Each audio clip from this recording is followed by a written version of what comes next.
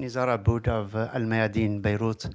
My question is regarding the terrorism which is going out of control in Iraq. 50% of those who blow themselves up, according to the Iraqi government, 50% of the suicide bombers who blow themselves up in the streets of and cafes of Baghdad and other cities come from Saudi Arabia. Saudi Arabia continues to sponsor terrorism worldwide. They provide money, they provide suicide bombers everywhere, particularly in the Middle East. Yet Saudi Arabia is viewed as a sponsor to the Counter-Terrorism Office, which belongs to the United Nations.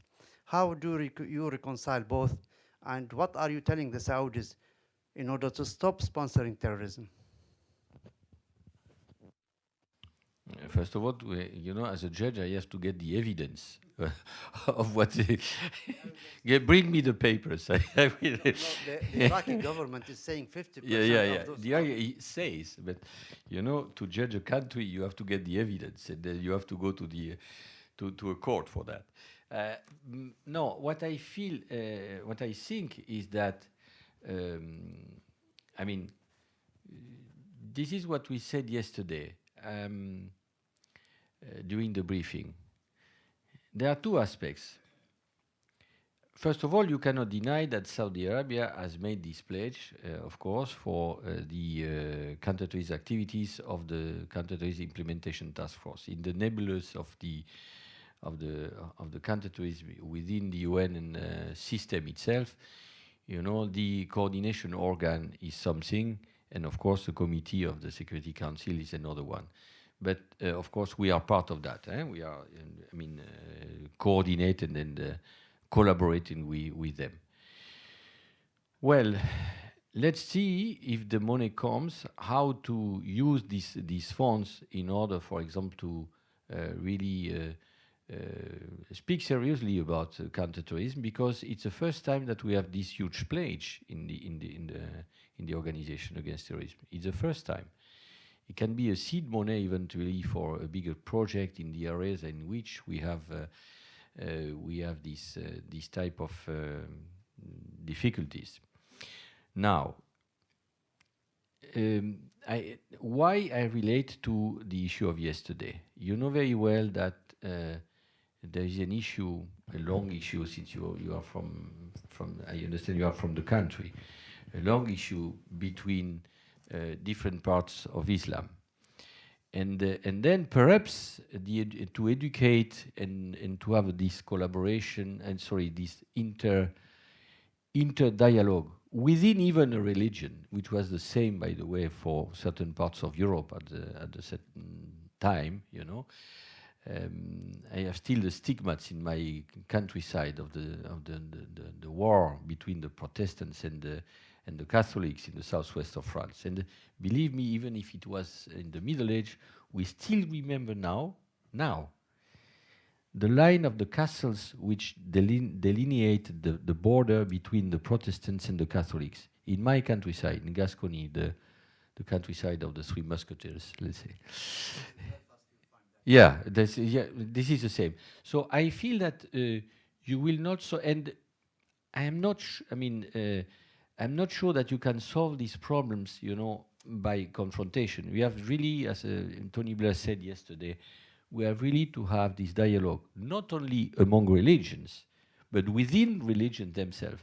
If you don't do that through education, you will continue to have the apostasy on one side and the best way of thinking of religion, and then the people have to be killed in the name of God, wherever, from whatever religion it comes from.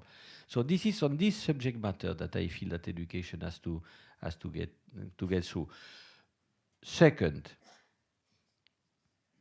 still, each act of terrorism, let's not speak about generalities, if I may. Each act of terrorism has to be condemned. Then the people have to be, let's say, sentenced. And I feel that rather than to concentrate on the men, on the country, etc., let's concentrate on the act and on the victims.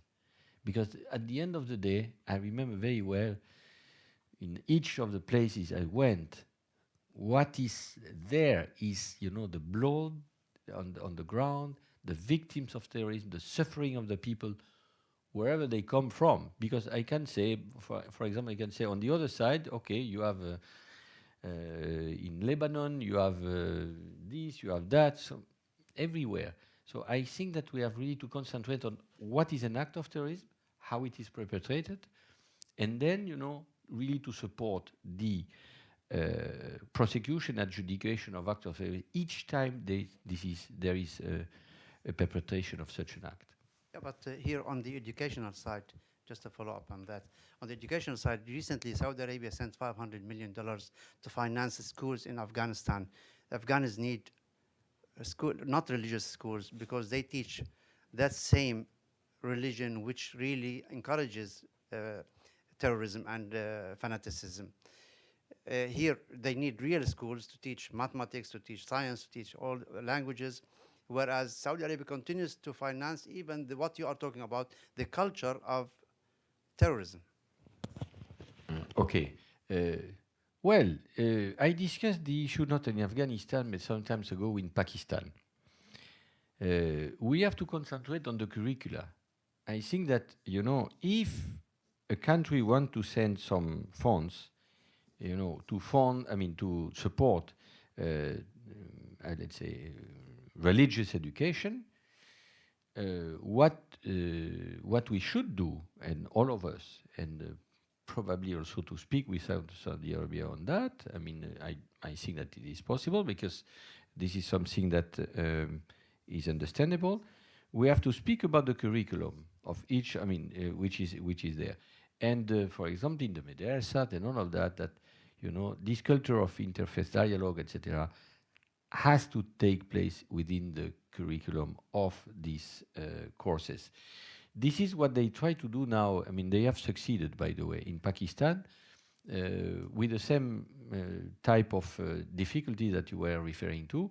But now they have that. They really put a curriculum also concerning the role of the women, in Islam and all of that. So it's not the money coming which is the problem. The problem is the contents, the substance. Well, perhaps this is what we have to look after. Okay.